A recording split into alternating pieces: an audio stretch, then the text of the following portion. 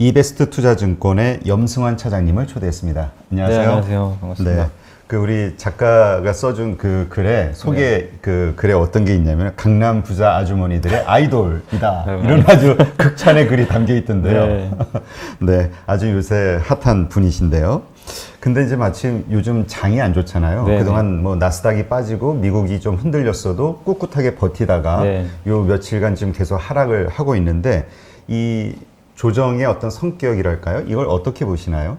그동안 이제 사실 그러니까 올해 3월부터 증시가 지금 뭐 코스피 같은 경우 한 60%, 그다음 코스닥 같은 경우는 100% 지금 일단 넘게 올랐는데 그 과정에서 짧은 조정들은 분명히 있었습니다. 근데 그 조정이 굉장히 짧게 끝나면서 계속 가파르게 올라왔기 때문에 그 가격에 대한 좀 부담감을 많이들 좀 느끼시는 것 같아요. 그래서 지금 최근에 이제 뭐 오늘까지 해서 한 3일 정도 이제 시장이 좀 충격을 받는 그런 모습들이 좀 나오고 있는데 가격에 대한 이제 어쨌든 피로감들 또 거기다가 미국의 이제 성장주로 대표되는 그 기술주들의 좀 변동성이 크게 확대되고 있고 또 요즘에 뭐 니콜라 뭐 사기 얘기도 계속 나오잖아요. 네. 근데 그게 사기냐 아니냐가 중요한 게 아니라 그런 노이즈가 생기게 되면 사람들의 심리가 일단 되게 불안해지거든요. 아, 이거 성장주, 아, 이거 내가 이 비싼 가격에 들고 있어야 되나. 이런 것들까지 생각이 되다 보니까 그런 것들이 이제 맞물려 가지고 일단은 한번 좀 쉬어가자. 좀 팔고 보자. 그런 좀 심리가 좀 발동을 하면서 좀 증시가 이렇게 좀 변동성이 확대되는 것 같은데, 근데 좀 아이러니한 거는 사실 이제 그동안 시장을 이끌었던 주체가 개인 투자자분들이 되게 많으시잖아요. 네. 근데 그럼에도 불구하고 사실 개인들은 저도 좀 놀랬던 게 지금 급락을 해도 꿋꿋하게 또 사고 계세요. 그러니까 어떻게 보면 참 개인 투자분들은 심리가 아직은 좀 살아있다고, 그러니까 수급만 봐서는 좀 그렇게 보여지는데, 근데 전체적인 어떤 시장 흐름으로 봤을 때는 분명히 투자 심리에 뭔가 좀 금이 간 건 사실인 것 같아요. 그리고 그거랑 맞물려서 기관 투자들의 좀 어떻게 보면 기계적인 매도들도 좀 계속 출회가 되고 있는데, 이런 여러 가지 부분들이 좀 겹치면서 증시가 좀 우리가 지난 몇 달간 좀 경험하지 못한 좀 오랜만에 급락장이 지금 좀 펼쳐지고 있다, 이렇게 좀 보고 있습니다. 네. 이제 말씀하신 것처럼 기관과 외국인은 지금 계속 매도를 네. 하고 있는 상황이잖아요. 근데 이제 또 걱정하시는 분들의 의견을 보면은 기관들이 물량을 다 받고는 있는데 신용 잔고가 네. 급속도로 늘어나 지금 벌써 17조 네. 넘어갔다는 얘기가 있던데요. 지금 신용잔고가 지금 이제 너무 많다 보니까 사실 저희 회사도 그런데 지금 더 이상 신용대출을 할 수가 없어요. 아, 풀로 다 네, 차서. 지금 다, 왜냐면 이제 자기 자본 이상으로는 할 수가 없는 상황이다 보니까, 그래서 그런 것들에 대한 이제 이게 신용도 장이 좋을 때는 그게 나쁜 건 아니거든요. 왜냐면 신용이라는 게 없는 돈까지 어쨌든 태워서 이렇게 주식을 사는 거다 보니까 오르는 장에서는 좀 상승 작용의 효과를 좀 배가시키는데, 이게 근데 신용이라는 거는 어쨌든 증권사마다 다 한계가 있거든요. 네. 근데 그게 이제 거의 결국 다 풀로 찼고, 그 요새 뉴스도 나오지만 그 부동산 대출을 계속 재고 있는 상황에서 신용대출은 좀 상대적으로 여유가 있었잖아요. 근데 그것마저도 지금 요즘에 은행에서 워낙 많이 나가다 보니까 정부에서 그것까지 규제를 하겠다. 이러다 보니까 이런 것들이 주식시장에 그럼 신용 매수가 더 이상 안 들어오겠네. 이런 또 불안감도 좀 있는 것 같아요. 그러니까 새로운 어떤 수급에 대한 좀 부분들이 또 이게 사라지다 보니까 증시 전체적으로 좀 계속 그런 것들이 피로감까지 겹쳐가지고 좀 계속 작용을 하고 있다. 이렇게 좀 보고 있습니다. 네. 그러니까 이제 기관들 입장에서 보면은 지금 상황을 이게 긍정적으로 볼 수가 없는 거잖아요. 네, 예, 맞습니다. 지금 수급이 대부분 빚이니까 네. 이거는 근데 또 청산될 수밖에 없는 거고요. 네. 근데 이제 그래서 이제 그 지난 밤에 그 나스닥 시장이 어떤 반등을 많은 분들이 기대했는데 마침 또 올랐잖아요. 네. 뭐 1.78% 정도 뭐 이렇게 네. 오른 것 같은데, 근데 한국 시장은 역시 흐름이 좀 안 좋아요. 네. 마이너스, 현재 시점 네. 마이너스고요.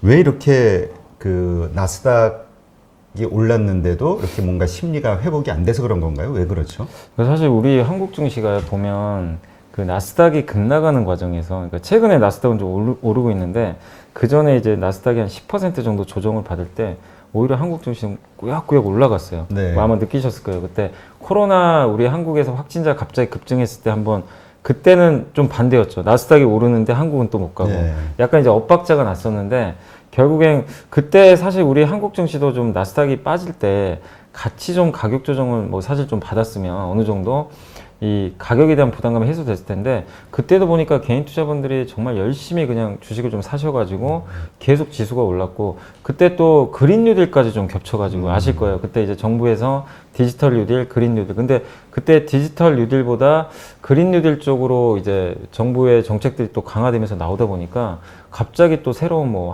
그때 뭐 하나 솔루션이라든가 네. 일부 뭐 CS윈드라든가 이런 이제 수소와 풍력에 관련된 기업들이 또 주가가 이제 치고 간 거죠. 그러다 보니까 약간 뭐 그게 장기적으로 봤을 때 거품이라고 할 수는 없다고 하더라도 단기적인 관점에서는 가격이 많이 올라가면서 좀 거품이 낀 건 사실이거든요. 근데 그런 것들을 개인 투자분들이 또 역시 좀 약간 어떻게 보면 좀 겁 없이 사신 분들도 계시겠죠. 고점에서.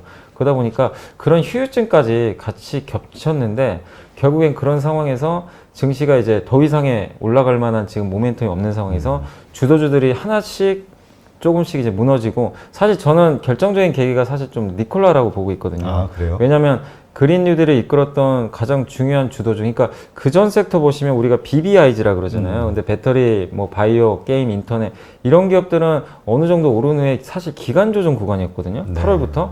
근데 갑자기 이제 이런 뉴딜 관련주가 뒤늦게 치고 갔는데, 그게 이제 결국 그걸 대표하는 기업이 하나 솔루션인데 약간 니콜라랑 연동이 돼 있던 거죠. 근데 그 대장주가 니콜라 이슈가 터지니까 주가가 이제 부러지기 시작했거든요. 그러니까 그게 촉매제가 돼가지고 우리나라 증시 전반적으로 또 다른 투자 심리까지 악화시켰던 것 같아요. 그래서 한국 증시가 어쨌든 이렇게 좀 크게 빠졌던 배경에는 그런 좀 약간의 오버스팅, 예, 좀 굳이 그때 안 갔어도 되는 좀 상승장이 좀 너무 과도하게 일부 업종에서 나오면서 증시가 좀 오버스팅 했던 게 지금의 약간의 좀 휴유증으로 전 다가오는 것 같습니다. 그래서 이런 게 뭐 나쁘다는 건 아니에요. 그러니까 이런 휴유증들은 가격이 조정을 받으면 어느 선에서 해소가 되니까 네. 나쁘게 보실 필요는 없는데, 지금 많은 분들이 이제 걱정하시는 건 지금 어쨌든 미국이 이렇게 살아나는데도 한국이 좀 자꾸 못 가니까 정말 이게 이제 한국장 끝난 건가, 이런 좀 불안감들은 있으실 것 같아요. 근데 결코 그런 것까지 아직은 좀 나가기에는 아직은 유동성도 충분히 풍부하고 하니까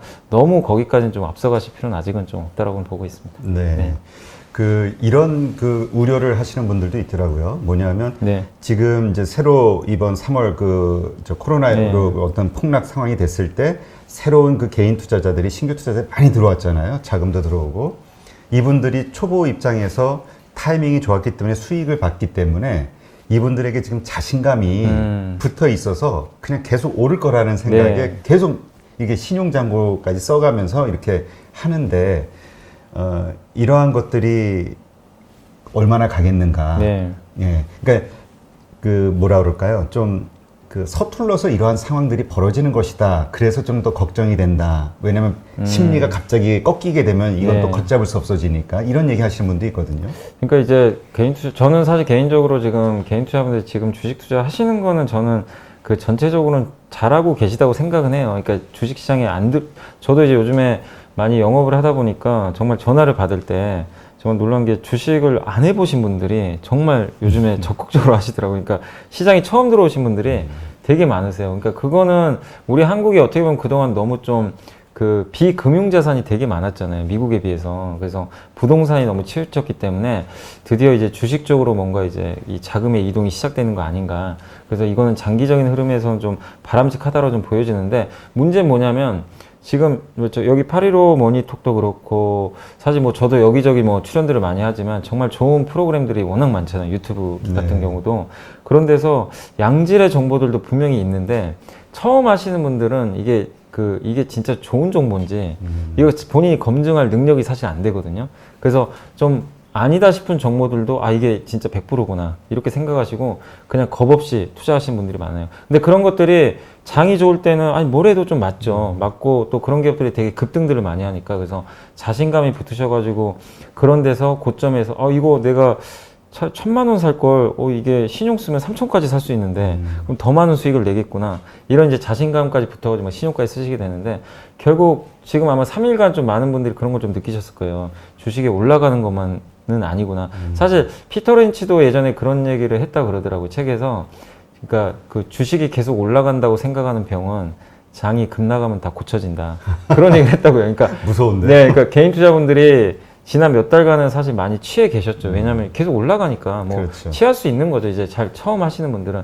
근데 거기에 대해서 좀 공부도 하시고 좀 경험 있는 분들은 항상 어느 정도 대비는 해놓고 계실 텐데 처음 이제 주린이 분들은 이제 그런 경험이 없었던 거죠. 그래서 거기에 대한 좀 이번에 어쨌든 이제 지금 다 지나갔잖아요. 어차피 이제 그렇죠. 조정은 맞았으니까 뭐 잘했다 잘못했다 이제 따지기보다는 좀 지금 힘드신 주린이 분들은 좀 좋은 또 학습 경험했다고 생각하시고 철저하게 그러니까 좋은 정보를 골라내는 것도 여러분의 저는 좀 능력이라고 생각하고 있기 때문에 더욱더 여러분만의 또 어떤 그 기준을 가지고 좀 공부를 좀 더 하셔서 이번 좀 위기를 좀 슬기롭게 좀 이겨내시는 게 좀 바람직하지 않을까 싶습니다. 네. 이번 그 좀 미국 시장이 흔들렸던 어떤 시발점이 그 FOMC 회의 네. 이후에 연준 파월 의장이 던진 메시지가 시장의 기대를 많이 충족을 못 시켰다 예. 이런 이유도 있었잖아요. 예. 그래서 미국이 흔들리면서 빠졌지만 한국은 그래도 꿋꿋하게 지켰고요. 근데 이제 미국이 계속 흔들리다 보니까 이제 점점 이 심리가 조금씩 흔들리는 네. 것 같아요. 국내도. 네. 근데 결국 그 우리가 투자자들이 개인 투자자들이 뭐 한국만이 아니라 전 세계 투자자들이 믿는 게 만약에 상황이 안 좋아지면 연준에서 뭔가 다시 조치를 취할 네. 거야. 이거에 대한 기대감 네. 그리고 이 믿음 이것 때문에 막 올인을 하는 거잖아요. 네. 근데 이번에 그 연준 발표로 과연 그럴 힘이 있을까에 대한 네. 의문이 네. 생기고 있다 이런 얘기도 네. 있거든요. 어떻게 보시나요? 그러니까 그 뭐 말씀하신 대로 그러니까 연준에 대한 기대가 되게 높잖아요. 뭐든지 이거는 그동안 증명을 했으니까요. 뭐든지 했기 때문에 이번에도 뭐 수틀리면 또 해주겠지 이런 게 있었는데 FMC에서 그래서 많은 분들이 여러 가지 것들을 기대했죠. 뭐 그러니까 AIT라 그래가지고 이제 평균 물가 목표제 같은 것도 뭐 일각에서는 최소 이거 한 3, 4년 정도 계속 유지해 주는 거 아니냐. 근데 거기에 대한 그러니까 뭔가 연준의 메시지가 구체적이진 않았던 거예요. 시장에서 이렇게 원했던 메시지가 안 나온 거죠. 기대를 하고 잔뜩 하고 있었는데 그래서 그런 거에 따른 좀 실망 매물이 좀 나왔고 그러니까 뭔가를 그러니까 모든 투자분들이 항상 연준에 요구하는 거는 좀 확실한 좀 메시지 언제부터 언제까지 기간을 잡아서 이런 것들을 많이들 원하시는데 실제 파월 의장은 그런 경우가 그렇게 많지는 않아요. 그렇게 발언한. 근데 나중에 시장이 좀 안 좋아지면 또 고원투스처럼 또 등장하셔가지고 소방수 역할을 자주 해주시는데 근데 저는 개인적으로 FMC가 이번에 뭐 잘못됐다고 생각은 안 해요. 왜냐면은 사실 너무 기대가 높았어요. 사실 시장에서 이거 그리고 장이 뭐 엄청나게 안 좋은 건 아니잖아요. 그렇죠. 밑단에서 이렇게 많이 올라온 것도 사실인데 연준 입장에서 어쨌든 이렇게 올라온 구간에서 굳이 뭐 적극적으로 뭔가 액션을 취하기도 어려운 상황이었고 그리고 최근에 이제 그 FMC에서 그래도 제가 긍정적으로 보는 건 뭐냐면 어쨌든 3년 동안은 무조건 저금리를 제로금리 유지하겠다. 이건 일단 약속을 했거든요. 2024년까지. 그래서 다른 것들이 기대에 못 미치더라도 이제 3년간의 저금리는 확실해졌고 이러면 우리 한국은행도 당연히 거기에 쫓아가겠죠. 그러면 금리는 낮아지고 코로나가 어떻게 될지 모르겠지만 어느 시점에서는 저는 잡힌다고는 보고 있거든요. 네. 근데 경기가 오르더라도 이건 지금 이미 약속을 해놨기 때문에 금리를 올리긴 좀 쉽지 않아요. 뭐라 그래 명목금리 같은 건 실제 뭐 국채금리나 이런 거 오를 수는 있다 하더라도 정책금리가 이렇게 어쨌든 제로로 가버리면 금리가 오르는데 한계가 있죠. 실질금리들이. 네. 그렇게 되면 이거는 실물 자산에는 되게 좋을 수밖에 없는 거잖아요. 근데 그런 상황에서 부동산은 좀 어려운 상황이고 우리 한국만 놓고 보면 결국에 다른데 마땅히 지금 투자할 만한 데가 사실 없잖아요. 네. 은행금리도 제가 통화해봐도 어제도 제가 고객분 한 분 만났는데 이거 이제 0%대라서 도대체 방법이 없다. 주식을 안 하시는 분이에요. 이제 네. 해보려고 상담을 받으셨는데 그래서 해야 되겠다. 그래서 공부도 해야 되고 하는데 결국 그런 것들이 앞으로 3년 동안은 이런 게 유지가 된다라면 지금 잔파도는 좀 힘들지만 큰 파도는 어쨌든 이미 그쪽으로 움직이고 있다는 걸 좀 생각을 하셨으면 좀 좋을 것 같습니다. 그러면 지금 우리가 지금 뭔가 심리가 좀 이렇게 약화된 느낌이네요. 네. 우리 국내 주식시장이 다시 살아나기 위해서는 어떤 뭐 이벤트 같은 게 필요할까요? 그러니까 국내 증시가 지금 뭐 너무나 어렵고 그리고 오늘도 보니까 그동안 우리가 좀 믿어왔던 성장주들이 많이 네. 지금 이렇게 부러져 버리더라고요. 뭐 흔히 BBIG 중에서 오늘 배터리도 좀 LG화학 중심으로 급락을 하고 또 삼성바이오로직스가 3월 이후로 증시를 가장 강하게 이끌었던 이런 이제 기업들인데 이런 기업들이 좀 어쨌든 좀 무너지는 흐름들이 좀 나오고 있어서 좀 개인적으로 좀 걱정은 좀 많이 되지만 어쨌든 국내 증시는 지금 사실상 많이 오른 거 외에는 제가 봤을 때는 뭔가 펀더멘탈이라든가 기업의 이익에 큰 문제는 없다고 생각하거든요. 그러니까 제가 최근에 이렇게 증권사 보고서를 봐도 주당 순이익이라고 하는 그 이익 추정치는 계속해서 조금씩 올라가고 있어요. 근데 다만 그거에 비해서 주가가 너무나 올랐거든요. 근데 지금 주가가 일단 이렇게 부러져 버리면 그 약간의 가격에 대한 이제 부담감들은 충분히 우리가 이제 부담감은 해소가 될 수 있기 때문에 당연히 좀 긍정적일 수밖에 없는 상황이고, 그리고 이제 한국 증시가 사실 지금 여러 가지 면에서 지금 너무나 뭐 이런 뭐 이벤트들, 그러니까 대내외 불확실성이 지금 되게 많은 상황이잖아요. 그러니까 그렇죠. 대외적으로는 아까 좀 말씀드린 FMC에 대한 실망도 있을 거고, 또 뭐 배터리 데이라든가 니콜라 이슈라든가 영국의 락다운이라든가 이런 것들이 있고, 또 미국과 지금 또 뭐 그 미국에서도 공화당과 민주당이 지금 합의가 지금 안 되잖아요. 그렇죠. 근데 아까 오늘 아침에 속보 보니까 임시 합의는 좀 했다라는 또 뉴스도 뜨긴 그래요? 뜨더라고요. 그러니까 약간 이제 작은 규모라서 의미는 없는데, 그래도 뭔가 이제 둘 간의 타협점이 조금씩 낮아지고 있다는 건 제 생각엔 대외 변수는 너무 걱정 안 하셔도 될 것 같아요. 결국엔 합의가 될 것 같고, 근데 대내 변수 중에서 지금 가장 문제가 되는 게 많은 분들이 아시겠지만 대주주 양도 차익과세가 이제 10억 원에서 3억 원으로 낮아지잖아요. 네. 그래서 내가 정말 그 삼성전자를 예를 들면 3억 원을 가지고 있으면 내년 4월부터는 이제 세금 양도세를 내가 막 차익이 나면 해야 되는데, 그게 또 좀 그런 게 그 이제 뭐라 그러죠? 이 저희 친족, 그러니까 위에 직계 좀 비슷하고 아버지 아니면 뭐 저는 딸이 있는데 딸 아니면은 저희 와이프 뭐 이런 경우에 그걸 다 합산해 가지고 그러니까 내가 만약에 그 삼성전자를 만약에 한 2억 5천을 갖고 있어요. 근데 나 혼자만 갖고 있으면 상관이 없는데 아버지가 그걸 사신 걸 많이 몰랐어요.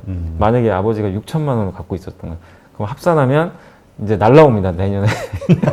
그러니까 그렇게 좀 돼 있어요, 지금 법이. 그러니까 그러다 보니까 이게 심리가 좀 위축되는 거죠. 근데 이제 지금 금융위 쪽에서는 이런 이제 개인 주주분들의 의견을 반영해서 기재부에 이제 좀 유예해 달라고 연기를 요청을 했는데, 기재부에서는 아직까지 원론대로 하겠다 이렇게 좀 얘기를 하고 있어서 좀 불확실성이 큰데, 이게 10월 정도에 좀 결정은 난다고 하더라고요. 그래서 그게 해소가 돼야 됩니다. 그래야 좀 다시 한번 우리가 따뜻한 좀 연말을 보낼 수 있을 것 같은데, 일단 제가 봤을 땐 다른 악재보단 그게 좀 가장 큰 좀 악재가 아닌가 생각하고 있습니다. 네. 그거는 어떻게 보시나요? 지금 코로나 재확산, 뭐 오늘 보니까 다시 100명대 넘어섰다 이런 얘기도 나오는데, 이 또 추석이 앞두고 있잖아요, 추석을. 그래서 이게 더 큰 어떤 그 확산 요소로 뭔가 불거지지 않을까 이런 걱정도 하더라고요. 그러니까 추석 때 이제 그 계속 뭐 방역 대책 본부에서도 이제 이동하지 마시라고 하는데, 뭐 물론 이제 추석이니까 이동을 안 할 수는 없겠죠. 그 과정에서 늘어날 수는 있다 하더라도, 근데 이번에도 보셨지만 어쨌든 사회적 거리두기 2.5단계로 강화를 하고 나서 확실히 확진자가 이제 100명 이하로까지 주는 그런 모습들이 나왔고, 또 많은 이제 국민들이 여기에 대해서는 이제 심각성을 다들 이제 인지를 하고 계신 것 같아요. 스스로도 이동을 할 때 저는 분명히 다 주의를 할 거라고 봅니다. 그래서 이게 뭐 민족 뭐 대이동이 이번에는 발생하지 않는다고 해도 어느 정도 그러니까 이동은 하시겠지만, 그렇다고 해서 예전처럼 확진자가 뭐 엄청나게 급증하고 그럴 것 같지는 않다고 좀 보고 있기 때문에, 그 부분은 아직은 좀 너무 염려하실 필요는 없지 않을까 생각은 하고 있습니다. 네. 그러니까 이런 그 여러 가지 상황이 좀 불안하면 네. 사람들은 미래에 대한 불안감이 더 커지잖아요. 네. 그러다 보면은 추석 연휴 동안 무슨 사건이 터질지 맞습니다. 모르니까 네. 연휴를 앞두고 일단 정리하고 보자 이런 생각하시는 네. 분들도 꽤 있더라고요. 네. 지금 우리 개인 투자자들 입장에서는 어떤 포지션을 갖는 게 좋은가요? 지금 일단은 정리를 좀 하고 마음 편하게 가는 게 좋은지, 아니면 오히려 이게 좋은 또 매수의 기회가 되는 것인지, 어떻게 포지션을 잡는 게 좋을까요? 그러니까 이게요, 이제 각자 상황에 따라 정말 다 달라요. 그러니까 정답지는 솔직히 없어요. 그렇죠. 근데 지금 이게 만약에 지금 지수가 하락하기 전이었다면 좀 일정 부분 좀 고점권에서 현금을 하셨으면 좋았겠지만, 근데 지금 벌써 3일째 지금 무너져 버렸잖아요. 네. 2300까지 온 상황이고 코스닥도 좀 많이 빠졌는데, 이런 상황에서 3일 연속 이렇게 급락한 자리에서 이제 와서 주식을 다 정리합시다. 그건 저는 별로 의미는 없는 것 같아요. 근데 그렇다고 해도 정리를 할 종목들은 분명히 있습니다. 여러분이 딱 한번 포트폴리오를 이렇게 좀 열어보셔가지고, 그러니까 되게 단순해요. 그러니까 뭐 예를 들면 내가 삼성전자를 가지고 있어요. 삼성전자를 딱 봤을 때는 보고서만 봐도 내년에 대한 전망은 다 좋아요.